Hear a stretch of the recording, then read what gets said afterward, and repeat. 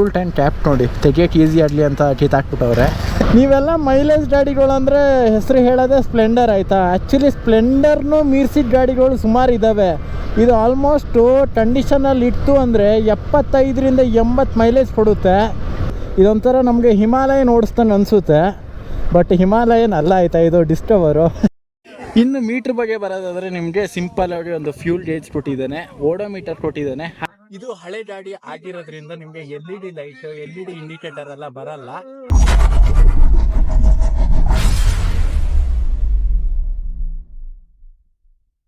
Hi hello ನಮಸ್ಕಾರ ಕರ್ನಾಟಕ. ನಮ್ಮ ಮುಂದೆ ಇವತ್ತಿದೆ ಬಜಾಜ್ ಡಿಸ್ಕವರ್ 100cc ಗಾಡಿ.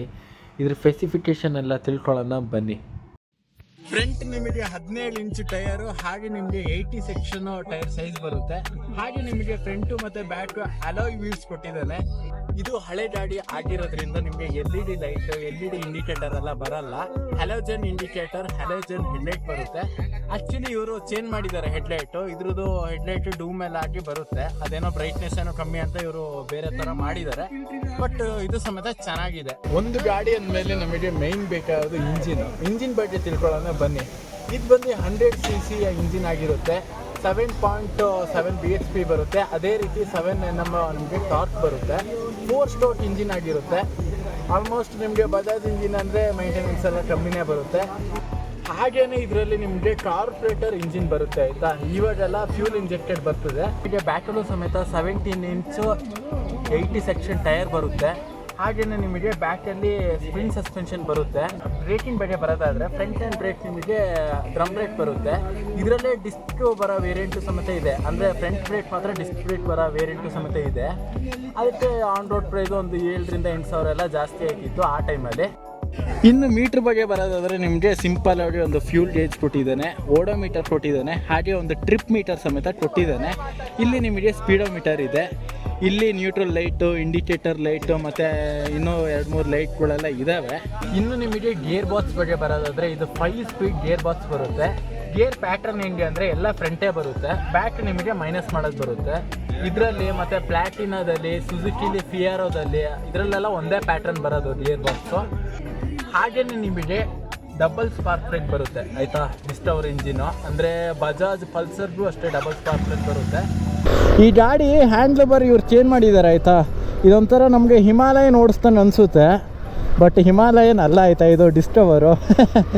ಮತ್ತು ಇದ್ರ ಫ್ಯೂಲ್ ಟ್ಯಾಂಕ್ ಕೆಪಾಸಿಟಿ ಬಗ್ಗೆ ಬರೋದಾದರೆ ನಿಮಗೆ 8 ಲೀಟರ್ ಫ್ಯೂಲ್ ಟ್ಯಾಂಕ್ ಬರುತ್ತೆ. ಮತ್ತು ಮೈಲೇಜು 60ರಿಂದ 70 ಒಳಗಡೆ ಬರ್ತಾಯಿದೆ ಅಂತ ಇವಾಗ. ಅಂದರೆ ಒಂದು ಫುಲ್ ಟ್ಯಾಂಕಲ್ಲಿ ನಿಮಗೆ 500 ಕಿಲೋಮೀಟ್ರ್ ಆರಾಮಾಗಿ ಹೋಗ್ಬೋದು. ಮತ್ತು ಬಜಾಜ್ ಗಾಡಿಗಳು ಅಂದ್ರೆ ಒಂಥರ ಕದರು ಆಯಿತಾ. ಇದ್ರ ರಿಲಯಬಿಲಿಟಿ ಇರ್ಬೋದು, ಇದ್ರ ಪರ್ಫಾರ್ಮೆನ್ಸ್ ಇರ್ಬೋದು, ಇದ್ರ ಸರ್ವಿಸ್ ಚಾರ್ಜ್ ಇರ್ಬೋದು, ಎಲ್ಲ ಕಮ್ಮಿ ಬರುತ್ತೆ. ಸರ್ವಿಸ್ ಚಾರ್ಜ್ ಎಲ್ಲ ನಿಮಗೆ ಒಂದು 1,200-1,300 ರೂಪಾಯಿಗೆ ಈ ಗಾಡಿ ಫುಲ್ ಸರ್ವಿಸ್ ಆಗುತ್ತೆ ಆಯಿತಾ. ಮತ್ತು ಒಂದು ಮೈನ್ ಡಿಸ್ಅಡ್ವಾಂಟೇಜ್ ಏನಂದರೆ ಈ ಡಿಸ್ಕವರಲ್ಲಿ ಒಂದು 80 ಸ್ಪೀಡು ಎಲ್ಲ ಟಾಪ್ ಸ್ಪೀಡ್ ಇದೆ ಇದರಲ್ಲಿ, ಬಟ್ ಒಂದು 70 ಹೋಗುವಾಗ ಗಾಡಿ ಹಿಂಗೆ ಆಡುತ್ತೆ. ಅಂದರೆ ಸ್ಟೆಬಿಲಿಟಿ ಅಷ್ಟು ಚೆನ್ನಾಗಿಲ್ಲ. ಅದೊಂದು ಸ್ವಲ್ಪ ಬಜಾಜನ್ನು ನೋಡ್ಕೊಳ್ಬೇಕಿತ್ತು. ನೀವೆಲ್ಲ ಮೈಲೇಜ್ ಗಾಡಿಗಳು ಅಂದರೆ ಹೆಸರು ಹೇಳೋದೇ ಸ್ಪ್ಲೆಂಡರ್ ಆಯಿತಾ. ಆ್ಯಕ್ಚುಲಿ ಸ್ಪ್ಲೆಂಡರ್ನು ಮೀರ್ಸಿದ ಗಾಡಿಗಳು ಸುಮಾರು ಇದ್ದಾವೆ. ಇದು ಆಲ್ಮೋಸ್ಟು ಕಂಡೀಷನಲ್ಲಿ ಇತ್ತು ಅಂದರೆ 75ರಿಂದ 80 ಮೈಲೇಜ್ ಕೊಡುತ್ತೆ. ಮತ್ತು ನಿಮಗೆ ಪ್ಲ್ಯಾಟಿನಾ ಇದೆ, ಮತ್ತು ಸ್ಟಾರ್ ಸಿಟಿ ಇದೆ. ಅದೆಲ್ಲ ಮೈಲೇಜ್ ಕಿಂಗ್ ಅಂತಲೇ ಹೇಳ್ಬೋದು ಆಯಿತಾ. ನೆಕ್ಸ್ಟ್ ನಾನು ಅದನ್ನೂ ಸಮೇತ ರಿವ್ಯೂ ಮಾಡ್ತೀನಿ. ಈ ಬಜಾಜ್ ಅವ್ನು ಹೆಂಗೆ ಅಂದರೆ ಮಾರ್ಕೆಟಿಂಗ್ ಮಾಡೋದ್ರ ಬಗ್ಗೆ ಅಷ್ಟೇ ತಲೆ ಇದೆ, ಬಟ್ ಅವ್ನ ಕೈಯಾರೆ ಅವ್ನ ಬಿಸ್ನೆಸ್ನ ಹಾಳು ಮಾಡ್ಕೊಳ್ತಾನೆ ಕೆಲವೊಮ್ಮೆ. 2004ರಲ್ಲಿ ಅವನು ಡಿಸ್ಕವರ್ನ ಲಾಂಚ್ ಮಾಡ್ತಾನೆ ಅಫಿಷಿಯಲಾಗಿ. ಅದಾದಮೇಲೆ ಹೆಂಗೆ ಸೇಲ್ಸ್ ಆಗುತ್ತೆ ಅಂದರೆ ಒಂದು 2004, 2005, 2007ರವರೆಗೆ ಡಿಸ್ಕವರ್ ಸೇಲ್ಸ್ ಹೆಂಗಿತ್ತು ಅಂದರೆ ಪಲ್ಸರ್ ಸೇಲ್ಸ್ನ ಬೀಟ್ ಹಾಕ್ತಿತ್ತು ಆರಾಮ್ಸಾಗಿ. ಮುಂಚೆ ಬಜಾಜ್ ಅಂದರೆ ಬರೀ ಪಲ್ಸರ್ಗಳು ಇರೋ ಬರೋ ಮನೇಲೆಲ್ಲ ಒಂದೊಂದು ಪಲ್ಸರ್ ಗಾಡಿ ಇರ್ತಿತ್ತು. ಕಾಲೇಜ್ ಹುಡುಗರಿಂದ ವಯಸ್ಸಾಗಿದ್ದು ತಾತನವರೆಗೂ ಪಲ್ಸರೇ ಓಡಿಸ್ತಿದ್ರು ಆಗಿನ ಕಾಲದಲ್ಲಿ. ಆವಾಗ ಬಜಾಜ್ ಅವನು ತಲೆ ಓಡಿಸಿ ಇಂಥದ್ದೊಂದು ಮೈಲೇಜ್ ಇರೋ ಗಾಡಿ ಬಿಟ್ಟರೆ ಒಳ್ಳೆ ಜನನ ಪಿಕಪ್ ಮಾಡ್ಬೋದು, ಒಳ್ಳೆ ಸೇಲ್ಸ್ ಆಗುತ್ತೆ ಅನ್ನೋ ಕಾರಣಕ್ಕೆ ಅವನು ಈ ಗಾಡಿನ ಲಾಂಚ್ ಮಾಡ್ತಾನೆ. ಲಾಂಚ್ ಮಾಡಿ ಒಂದು 3-4 ವರ್ಷ ಒಳ್ಳೆ ಸೇಲ್ಸ್ ಆಗುತ್ತೆ. ಅತಿ ಆಸೆ ಗತಿ ಕೇಡು ಅಂತ ಹೇಳ್ತಾರೆ ನೋಡಿ, ಅದೇ ರೀತಿ ಅವನ ಬಿಸ್ನೆಸ್ನ ಅವನೇ ಹಾಳು ಮಾಡ್ಕೊಳ್ತಾನೆ. ಶೇಪ್ ಚೇಂಜ್ ಮಾಡತ್ತಾನೆ, ಗ್ರಾಫಿಕ್ಸ್ ಚೇಂಜ್ ಮಾಡ್ತಾನೆ, ಅದು ಇದು ಇವಾಗ ಮಾಡ್ತಾ ಇದ್ದಾನಲ್ಲ NS ಮತ್ತು ಪಲ್ಸರ್ 220 RSನೆಲ್ಲ, ಅದನ್ನ ಆವಾಗ ಮಾಡಿ ಒಂದು ಶೇಪೆಲ್ಲ ಹಾಳು ಮಾಡ್ಕೊಂಡು ಈ ಗಾಡಿದು ಸೇಲ್ಸ್ ಇಳಿದಿತ್ತು ಆಯಿತಾ. 50 ರೂಪಾಯಿಗೆ ಒಂದು 40 ಕಿಲೋಮೀಟ್ರ್ ಹೋಗ್ಬೋದು ಈ ಗಾಡೀಲಿ. ಫುಲ್ ಟೈಮ್ ಕ್ಯಾಪ್ ನೋಡಿ ತೆಗಿಯೋಕ್ಕೆ ಈಸಿ ಆಗಲಿ ಅಂತ ಕಿತ್ತಾಕ್ಬಿಟ್ಟವ್ರೆ. ಹಾಗೆ ನಮ್ಮ ಗೌತಮ್ ಅವ್ರ ಸಮೇತ ಸಿಕ್ಕಿದ್ರು. ಓಕೆ, ನಮ್ಮ ಗೌತಮ್ ಅವ್ರು ಸಿಕ್ಕಿದ್ರು, ಹಾಗೆ ಮಾತಾಡಿಸ್ಕೊಂಡು ಹೊರಟೆ. ಪರ್ಫಾಮೆನ್ಸ್ ಬಗ್ಗೆ ಬರೋದಾದರೆ ದೂಸರ ಮಾತಿಲ್ಲ ಗುರು. ಈ ಗಾಡಿನ ಎಂಥಕ್ಕೆ ಮಾಡಿದ್ದಾನೆ ಅಷ್ಟು ಪರ್ಫಾಮೆನ್ಸು ಈ ಗಾಡಿ ಆರಾಮ್ಸೆ ಕೊಡ್ತಾಯಿದೆ ಆಯಿತಾ. ಟಾಪ್ ಸ್ಪೀಡು ನಿಮಗೆ ಒಂದು 80 ಕಿಲೋಮೀಟ್ರ್ ಹೋಗ್ಬೋದು ಆಯಿತಾ. ಬಟ್ 80 ಕಿಲೋಮೀಟ್ರ್ ಸ್ಪೀಡಲ್ಲಿ ಹೋದರೆ ನೀವು ಮನೆಗೆ ಹೋಗಲ್ಲ, ಡೈರೆಕ್ಟ್ ಹಾಸ್ಪಿಟ್ಲಿಗೆ ಹೋಗ್ತೀರಾ. ಯಾಕಂದರೆ ಈ ಗಾಡಿ ವಾಬ್ಲಿಂಗ್ ಇಶ್ಯೂ ಇದೆ ಹೆವಿ. ಮತ್ತು ನೀವು ಕೇಳ್ಬೋದು ಸ್ನೇಹಿತರೆ, ಸೂಪರ್ ಬೈಕ್ ರಿವ್ಯೂ ಮಾಡ್ಬೋದಲ್ಲ, ಯಾಕೆ ಇಂಥ ಬೈಕು ರಿವ್ಯೂ ಮಾಡ್ತಿದ್ಯಾ ಅಂತ. ನಾನು ಒಂದು ಹೇಳೋಕ್ಕೆ ಇಷ್ಟಪಡ್ತೀನಿ, ಸೂಪರ್ ಬೈಕ್ ಇವತ್ತು ಯಾರ್ಯಾರು ಓಡಿಸ್ತಿದ್ದೀರಾ ಅವರೆಲ್ಲರೂ ಇಂಥ ಗಾಡಿಲೇ ಕಲ್ತು ಒಂದು ಸ್ವಲ್ಪ ಸೇವಿಂಗ್ ಮಾಡಿ ಸೂಪರ್ ಬೈಕು ತೆಗೆದಿರ್ತಾರೆ ಆಯಿತಾ.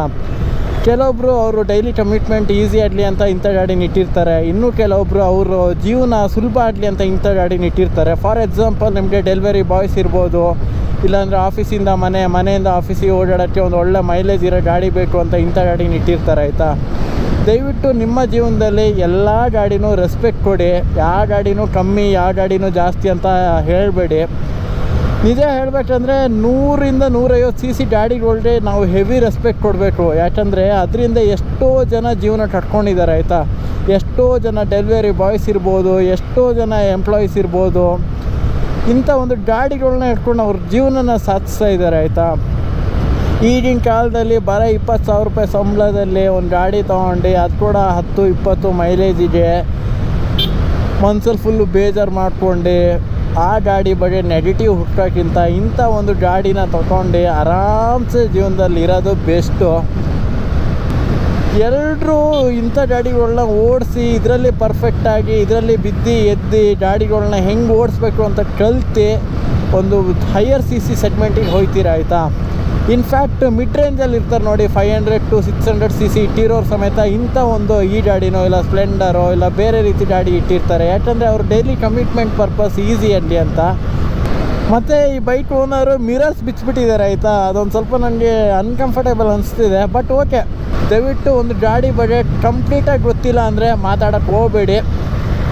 CCನ ಚೀಪ್ ಮಾಡೋದಾಗಲಿ ಕಂಡಮ್ ಮಾಡೋದಾಗಲಿ ಮಾಡಬೇಡಿ. ಈ ವಿಡಿಯೋ ಏನಾದರೂ ಇಷ್ಟ ಆಗಿದ್ರೆ ಲೈಕ್ ಮಾಡಿ, ಶೇರ್ ಮಾಡಿ, ಸಬ್ಸ್ಕ್ರೈಬ್ ಮಾಡಿ ಗೈಸ್.